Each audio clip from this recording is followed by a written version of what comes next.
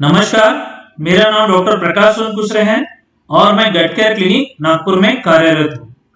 मैं एक पेट, अतड़ी और लीवर रोग विशेषज्ञ हूँ। आज हम लीवर सिरोसिस के बारे में जानेंगे कि लीवर सिरोसिस क्या होता है, उसके क्या कारण होते हैं, उसे कैसे पहचाना जाए और इस बीमारी में क्या सावधानियां बरतनी चाहिए। सिरोसिस एक लीवर की ऐसी बीमारी है जिसमें लीवर काफी सख्त हो जाता है और हमेशा के लिए अपना स्वरूप बदल देता है और इसी कारण वो पूर्ववत कभी नहीं हो पाता।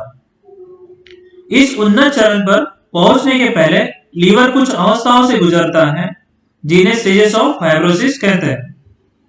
अगर सिरोसिस के कारण का इलाज इन शुरुआती अवस्थाओं में होता है तो लीवर के पूर्ववत होने की संभावनाएं होती है। जैसा कि हम देख सकते हैं, नीचे 3 चित्र दिए हुए हैं, ए, बी और सी। तीनों में सीधे हाथ पे दिया गया लीवर खराब हो चुका है और उस पे गठानें बन चुकी है। कुछ लीवर में छोटी गठानें बनती है तो कुछ लीवर में बड़ी गठानें बन सकती है। हम देख सकते हैं कि कटे हुए लीवर में भी बहुत सारी गठानें दिखती है।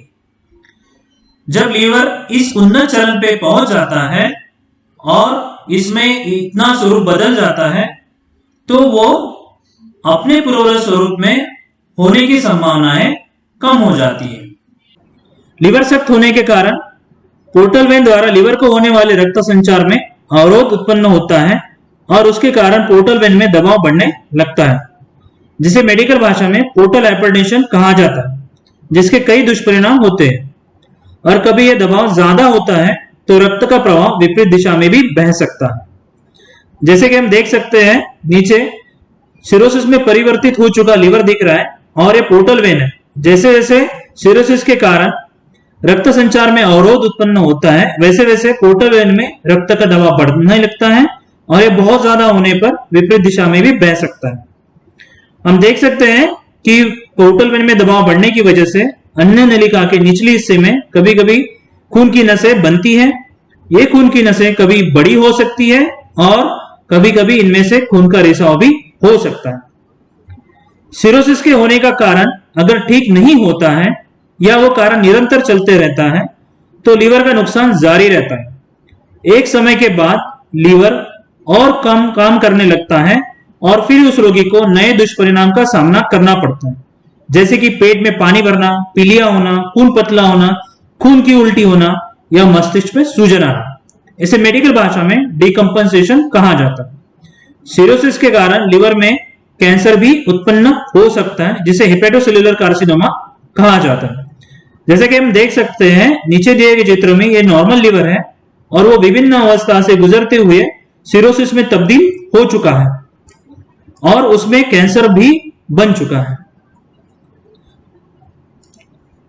डिकम्पोजिशन का मतलब है कि लिवर की स्थिति इस कदर खराब हो चुकी है कि वो लिवर शरीर को और सहारा नहीं दे सकता या वो इस हालत में नहीं रहता। इस स्थिति में हमें रोगी को अस्पताल में भर्ती करना पड़ता है। डिकम्पोजिशन इलाज के साथ साथ हमें जो सिरोसिस का कारण है उसका भी इलाज करना पड़ता है। साथ में ऐसे रोगी के निकटवर्ती परिजनों को समझना चाहिए कि इस प्रकार के लिवर के साथ रोगी के आगे का जीवन काफी मुश्किल भरा हो सकता है और हमें ऐसे रोगी के लिए लीवर प्रत्यारोपण यानी लीवर ट्रांसप्लांट का विचार करना चाहिए या कम से कम रोगी का प्रत्यारोपण के लिए नाम दर्ज कर देना चाहिए। जैसे कि हम देख सकते हैं, बाजू में 2 चित्र दिखाई दे रहे हैं। ये लीवर प्रत्यारोपण के तुरंत पश्चात लिया हुआ चित्र है। हम देख सकते हैं कि इस चित्र में युवक काफी दुबला पतला और कमजोर नजर आ रहा है और ये उसके लीवर प्रत्यारोपण का स्कार है। उसके बाजू में चित्र में हम देख सकते हैं कि वही युवक कितना धष्ट-पुष्ट नजर आ रहा है और अगर ये स्कार नहीं रहता तो हम कभी नहीं बता पाते कि ये वही युवक है जिसे लीवर सिरोसिस कभी रहा होगा। सिरोसिस के रोगी को कुछ टीके भी लगवाने पड़ते हैं, जैसे कि हेपेटाइटिस ए, हेपेटाइटिस बी, जिससे रोगी को इन बीमारियों से बचाया जा सके, क्योंकि इनके होने पर रोगी का लीवर और खराब हो सकता है या फिर डिकम्पोजिशन में जा सकता है। बिना डिकम्पोजिशन वाला सिरोसिस रोगी अगर उसके सिरोसिस का कारण का इलाज हो रहा है तो अच्छी आयु जी लेता है। वही अगर डिकम्पोजिशन हो जाता है तो उसके आगे के जीवन में काफी मुश्किलें हो सकती है। इसलिए अगर हम चाहते हैं कि हमारा रोगी अच्छी और खुशहाल जिंदगी जिए, तो हमें उसे समय समय पर अस्पताल लाना और रोगी की परिस्थिति अनुसार निरंतर इलाज चालू रखना चाहिए। यानी रोगी हमेशा रेगुलर फॉलोअप में रहना चाहिए। लीवर सिरोसिस के कारण, सिरोसिस के मुख्य कारण होते हैं शराब, मोटापापन और viral hepatitis, hepatitis B, hepatitis C. अन्य कारण होते हैं Wilson disease, autoimmune hepatitis, Budd Chiari syndrome और अन्य कई कारण हो सकते हैं। पोर्टल हाइपरटेंशन के दुष्परिणाम, पोर्टल हाइपरटेंशन के कारण रोगी में नई समस्याएं उत्पन्न होती है, जिन्हें मेडिकल भाषा में कॉम्प्लिकेशंस कहा जाता है। जैसे पेट में पानी तैयार होना, जिसे एसाइटिस कहा जाता है। अन्य नलिका में खून की नसें बड़ी होना, जिन्हें इसोफेजियल वेराइसिस कहा जाता है, जिनसे खून बहने की संभावनाएं होती है और खून की उल्टी होना या काली टट्टी होने की शिकायत पेशेंट कर सकता है। जैसे कि हम देख सकते हैं नीचे दिए चित्र में छोटी नसें दिख रही है, वही नसें इस चित्र में बड़ी हो चुकी है और वही नसें यहाँ पे काफी बड़ी हो चुकी है और उनमें कुछ लाल निशान दिखाई दे रहे हैं। ये निशान इशारा करते हैं कि इनमें से आगे चल के खून का बहाव हो सकता है।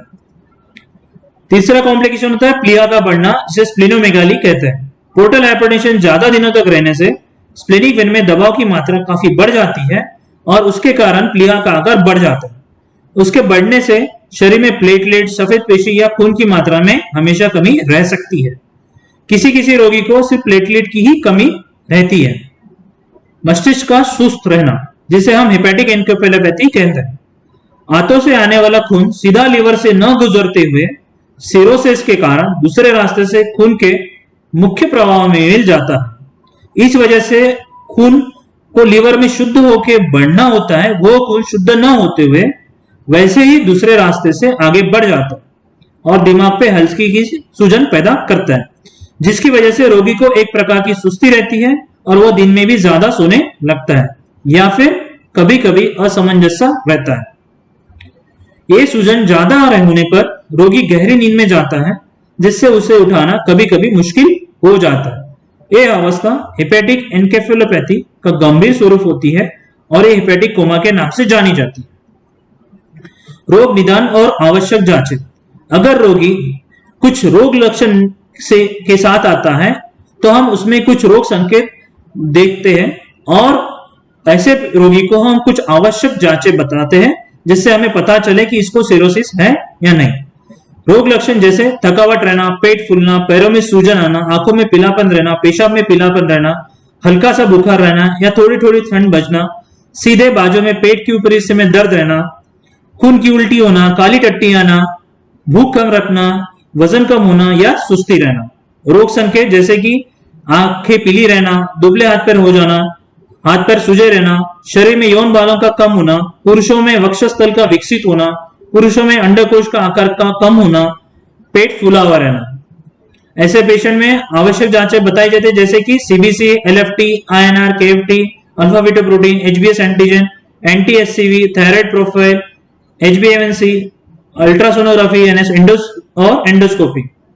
इन सब के बावजूद अगर हमें कोई संभ्रमण रहता है कि इस रोगी को सिरोसिस है या नहीं, तो ऐसे रोगी को फाइब्रोस्कैन करने की सलाह दी जाती है। अगर सभी जांचों से ऐसा लगता है कि इस रोगी को कैंसर की संभावना है, तो सीटी स्कैन करने की भी सलाह दी जाती है। हम देख सकते हैं कि इस रोगी का पेट फूल गया है पानी भरने की वजह से और इसके हाथ पैर दुबले होने लग चुके हैं। वैसे ही इस रोगी के पेट में पानी भर चुका है और इसका वक्षस्थल धीरे धीरे विकसित हो रहा है और यौन बौलों में भी कमी आई। किसी किसी रोगी के हाथ पैरों में ऐसी लाली दिखाई पड़ती है, जिसे पामर इरिदिमा कहते हैं। कुछ पेशेंट्स के नाखून सफेद होने लगते हैं और कुछ पेशेंट्स के नाखून में गोलाई आती है, जिसे क्लबिंग कहा जाता है। एंडोस्कोपी का महत्व, लीवर की बीमारी में एंडोस्कोपी का अन्य साधारण महत्व होता है। एंडोस्कोपी से हमें बहुत सारी जानकारियां मिलती है, जैसे कि अगर कोई सिरोसिस की निदान में उलझन होती है तो हम एंडोस्कोपी करते हैं, क्योंकि सिरोसिस में पेट में कुछ ऐसे पदचिन्ह तैयार होते हैं जिन्हें हम एंडोस्कोपी से पहचान कर बता सकते हैं कि इस रोगी को सिरोसिस हो सकता है कि नहीं। जैसे वेरोसिस का होना, सांप की चमड़ी की तरह चमड़ी का होना। एंडोस्कोपी से हमें खून के बहाव का कारण का भी पता चलता है। खून का बहाव इसोफेजियल वेराइसिस या अल्सर से भी हो सकता है। अगर हमें खून के बहाव का कारण पता होता है तो हम उसे एंडोस्कोपी से रोक सकते हैं। एंडोस्कोपी का सबसे बड़ा फायदा तब होता है जब हम खून के बहाव को होने के पहले रोक सकते हैं, क्योंकि ऐसा करने से हम पेशेंट को डिकम्पनसेशन से बचा सकते हैं। अगर ऐसे पेशेंट में डिकम्पनसेशन हो जाता है तो पेशेंट काफी नाजुक हालात में पहुंच सकता है। सिरोसिस में एंडोस्कोपी कब करनी चाहिए? पहली बार जब सिरोसिस का निदान हो रहा होता है तब। अगर एंडोस्कोपी में हम देखते हैं कि वेराइसिस अभी नहीं है तो 2 साल में एक बार एंडोस्कोपी करनी चाहिए, क्योंकि समय के साथ नई वेराइसिस बन सकती है। अगर वेराइसिस छोटी है तो साल में एक बार करनी चाहिए, क्योंकि समय के साथ वेराइसिस बड़ी हो सकती है। अगर वेराइसिस पहले से बड़ी है तो उन्हें बांध लेना चाहिए, जिसे वेराइसल बैंडिंग कहते हैं, और फिर अगले महीने फिर से एंडोस्कोपी करके देखना चाहिए कि अभी परिस्थिति क्या है और उन्हें बांधने की जरूरत है या नहीं। अगर जरूरत नहीं है तो 6 महीने में एक बार फिर से करके देखना चाहिए और बाद में हर साल में एक बार करते रहना चाहिए। सिरोसिस में खान पान का भी काफी महत्व होता है। नमक पानी को शरीर में रोक के रखता है और नमक की मात्रा खाने में ज्यादा रहने पर पैरों में और पेट में सूजन आ सकती है, इसलिए खाने में नमक की मात्रा कम होनी चाहिए। रोगी को दिन में 3 से 4 बार खिलाना चाहिए और रोज रात को कार्बोहाइड्रेट से भरा स्नैक देना चाहिए, जिससे रात से सुबह तक होने वाले मांसपेशी के शोषण यानी मसल ब्रेकडाउन को रोका जा सके। रोगी को उचित मात्रा में फैट और कार्बोहाइड्रेट देना चाहिए। लीवर कम काम करने से पर्याप्त मात्रा में अल्बुमिन नहीं बना पाता और अल्बुमिन की कमी के चलते भी शरीर में सूजन आ सकती है, इसलिए खाने में प्रोटीन की मात्रा बढ़ानी चाहिए। रोगी को कम से कम रोज 1.5 ग्राम प्रति किलो वजन के अनुसार खाने में प्रोटीन देना चाहिए। अगर कोई रोगी हेपेटिक एन्केफेलोपैथी से ग्रस्त है तो प्रोटीन की मात्रा घटाकर 1 ग्राम प्रति किलो करना चाहिए। रोगी को रोज 3 से 4 अंडे का सफेद भाग देना चाहिए। रोगी को मुर्गी, चमड़ी निकली हुई या मछली का मांस हफ्ते में 1 बार खिला सकते हैं, पर मटन से दूर रहना होगा। उसे बीच बीच में सोयाबीन, पनीर खाने को देना चाहिए। अगर आप आहार को लेकर संभ्रमित हैं तो आप अपने लिए आहार विशेषज्ञ से आहार तालिका बनवा सकते हैं और उनके मार्गदर्शन का पालन कर सकते हैं। सिरोसिस में व्यायाम का भी काफी महत्व होता है। जैसे जैसे सिरोसिस का चरण उन्नत होते जाता है वैसे वैसे रोगी की कार्यात्मक क्षमता घटते जाती है। इसीलिए हम रोगी को उनकी कार्यात्मक क्षमता के अनुसार एक्सरसाइजेस बताते हैं। अगर रोगी शुरुआती चरण में हो तो हम उसे एरोबिक एक्सरसाइजेस करने के लिए कहते हैं, जैसे कि साइकिल चलाना, धीरे धीरे दौड़ना, पैदल चलना। इससे रोगी के हृदय और फेफड़े की सहनशीलता को बढ़ने में मदद मिलती है और शारीरिक क्षमता बढ़ती है। अगर रोगी थोड़े और उन्नत चरण पे पहुंच जाता है तो हम उसे रेजिस्टेंस ट्रेनिंग करने की सलाह देते हैं, जैसे कि हल्के हल्के वजन उठाना, रेजिस्टेंस बैंड एक्सरसाइजेस करना, बेंच डिप एक्सरसाइजेस करना। उससे रोगी की मांसपेशियों की ताकत को बढ़ावा मिलता है और मांसपेशियों का शोषण और पतन रुक सकता है।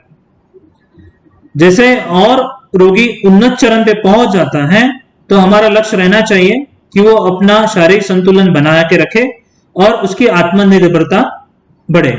इसलिए हम रोगी को बैठने उठने की एक्सरसाइज, पैर उठाने की एक्सरसाइज और अन्य एक्सरसाइज बताते हैं, जिससे रोगी का क्षतिग्रस्त होने की संभावना काफी कम हो जाती है। ऐसा देखा गया है कि जो रोगी निरंतर व्यायाम करता है उसमें कई सुधार दिखाई देते हैं, जैसे कि मेटाबॉलिक कॉम्प्लिकेशंस, पोर्टल हाइपरटेंशन के कॉम्प्लिकेशंस, स्वास्थ्य संबंधी जीवन स्तर, प्रतीक्षा सूची समय में जीवित रहने की संभावना है। कोई रोगी अगर लीवर प्रत्यारोपण के प्रतीक्षा सूची में है तो जब तक उसका नंबर नहीं आता तब तक उसके जीवित रहने की संभावनाएं काफी बढ़ जाती है। वैसे ही अगर कोई रोगी निरंतर व्यायाम करता है तो लीवर प्रत्यारोपण के दौरान जो कॉम्प्लिकेशंस होती है उसे भी कम पाया गया है। सारांश, सिरोसिस या लीवर के खराब होने का उन्नत चरण है और इसके कई कारण हो सकते हैं। कारण का पता लगाना जरूरी होता है। सही कारण पता होने पर हम उसे ठीक करने का प्रयास कर सकते हैं और अधिक लीवर खराब होने से रोक सकते हैं। हमें सिरोसिस में खान पान और व्यायाम पे ध्यान देना जरूरी है। साथ साथ हमें नियमित रूप से डॉक्टर को दिखाना चाहिए और दवाइयां लेनी चाहिए। हमें एंडोस्कोपी से नहीं डरना चाहिए और जब जरूरत हो तब कर लेनी चाहिए। अगर नसों को बांधने की जरूरत हो तो उसमें हिचकिचाना नहीं चाहिए, क्योंकि ऐसा करने से हम गंभीर परिणामों से बच सकते हैं। हमें दर्द की दवाइयां या बाहर के खाने से दूर रहना चाहिए और अंततः हमें ध्यान रहे कि हम रोगी को आवश्यक टीके लगवा लें। धन्यवाद। स्वस्थ रहें, सुरक्षित रहें। अगर आपको इस बीमारी के बारे में और जानकारी चाहिए तो आप हमें हमारे नीचे दिए गए फ़ोन नंबर्स पे कॉल कर सकते हैं। हमारा लैंडलाइन नंबर है 0712455551। हमारा मोबाइल नंबर है 8698376456। अगर आपको समक्ष आके दिखाना है या सलाह लेनी है तो आप हमारे नीचे दिए गए पते पे मिल सकते हैं। हमारा पता है गट केयर 404 बी विंग, नीति गौरव कॉम्प्लेक्स, लोकमत इमारत के नज़दीक, रामदास पेट, नागपुर, महाराष्ट्र 440010। अगर आपको लीवर या पेट संबंधी अन्य बीमारियों के बारे में जानकारी चाहिए तो आप हमारे YouTube चैनल गट केयर क्लिनिक नागपुर या नीचे दिए गए लिंक studio.youtube.com/D3small-5 पर जाके अलग अलग वीडियोस द्वारा जानकारियां हासिल कर सकते हैं।